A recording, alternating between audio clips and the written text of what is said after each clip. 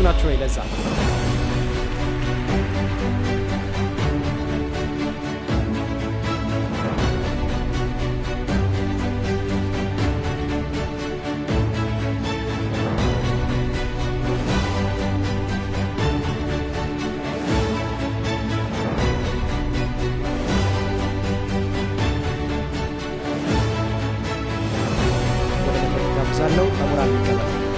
አረንጓዴ አብዮት ላይ አንድ ነገር መረሳት የለበትም የሚል ነው እኛ ይዘን የመጣነው። እሱም ማይንድ የሚባል ነገር ሰዎች መኪናቸውን ቢቀይሩ፣ ሰዎች ዛፍ ቢተክሉ፣ የተለያዩ ነገሮቻቸውን ቢቀይሩ ማይንዳቸው ውስጥ ችግር ካለ ግን አቢዩዝ ነው የሚያደርጉት።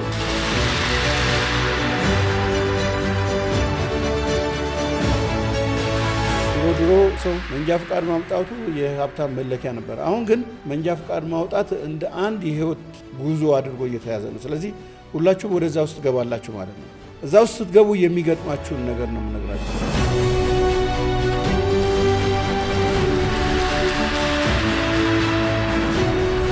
ለምን ሬዚስት እናደርጋለን ከተባለ ምክንያቱ ለሚመጡ ለውጦች ያለን የመረዳት ውስንነት መሆኑ ተደጋግሞ ይነገራል። ይህን ጋፕ ደግሞ ለመሙላት የእንደናንተ አይነት ወጣቶች በዚህ ዘርፍ በዚህ ረገድ ተምሮ መዘጋጀት ትልቅ ሚና ነበረውና